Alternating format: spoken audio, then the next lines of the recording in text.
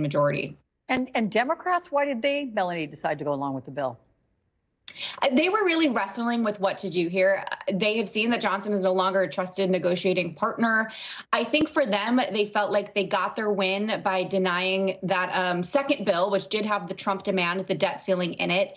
They essentially got to embarrass Johnson in front of his own conference. And so I feel like they walked away with a win. They're going to save that debt ceiling fight and save the leverage that comes along with it for the new year. And ultimately, they didn't want to shut down either. I mean, this has been the storyline, though, of the entire 118th Congress. It's been Democrats who have put up the votes, the votes that got all these significant bills over the finish line.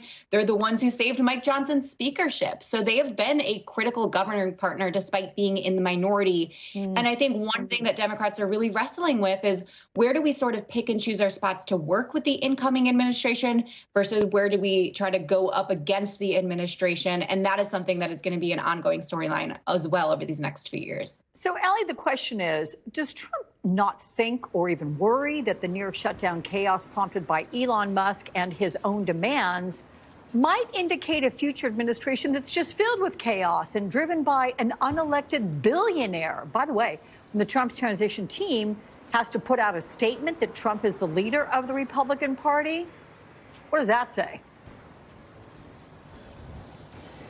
Yeah, Alex, well, the whole time we knew that the president-elect had seen this as a low-risk scenario. We know that under his first term, there were 3 government shutdowns, one that ended up being the longest in U.S. history at over 30 days long. But throughout this process, we have seen how quickly Republicans, especially on the House side, could come to his aid and could aid him in getting what he wants across the finish line. But what we've also seen throughout this process, this transition process, is how some Republicans have really bucked his desires. You saw Republicans put up a front after he picked Matt Gaetz, for Attorney General, and the opposition we saw from Republicans on the Senate side. You're seeing how House Republicans, over 30 of them, voted against what he wanted to be included in this final package on the second vote. And so there are Republicans that he is learning he cannot get full support from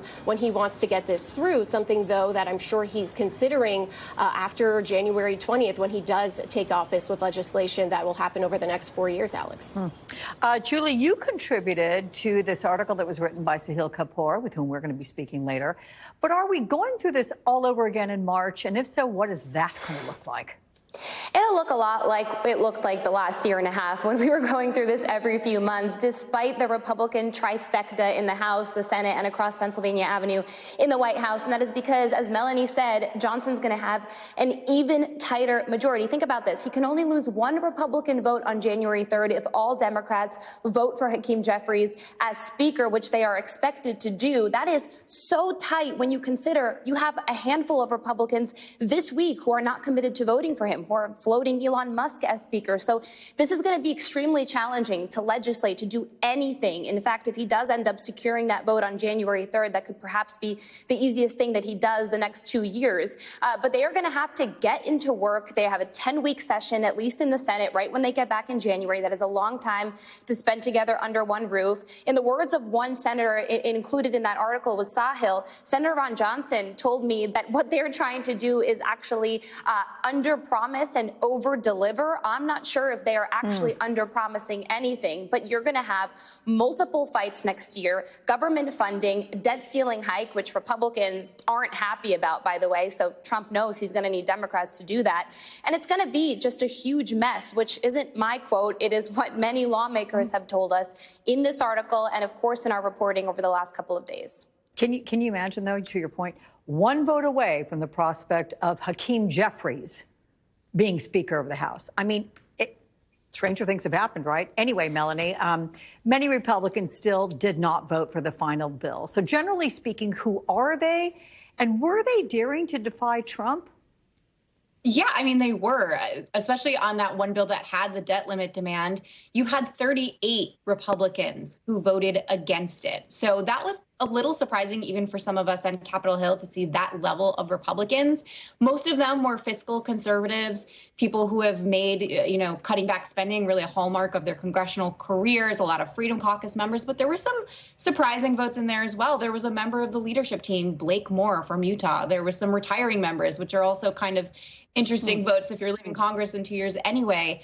I think the big picture here is that there are some moments where there's going to be some willingness to defy Trump. I don't think there's going to be a lot of those moments, but there's going to be some clashes between the executive branch and the legislative branch. And as far as the primary threats, I was talking to some members on Capitol Hill this week, and they said, well, guess what? Trump can't primary all of us.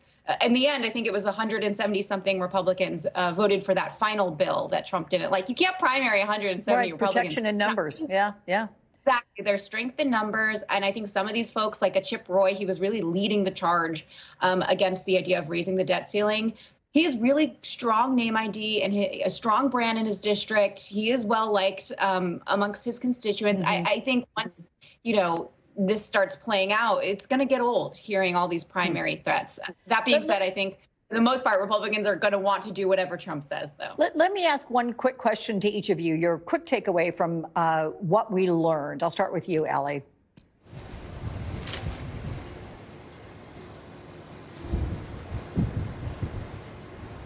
Allie Ruff, are you hearing me?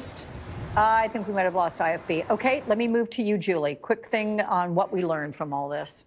Well, Alex, that is a very loaded question, but I'll try to be quick. It's that we are going to be living in the Capitol, myself and Melanie included, and that in the words of Speaker Mike Johnson to me last night, get ready for the hardest work of your lives. That's journalists included here. Okay. And lastly to you, Melanie. That's so great, Julie. I was going to say that there are limits to Trump's influence on Capitol Hill. That's number one. And number two, Elon Musk is going to be quite a pest, I think, for the GOP leadership over these next few years. I think we have Allie back. Allie, do you want to weigh in on the one thing that you learned quickly from this whole incident, this whole episode?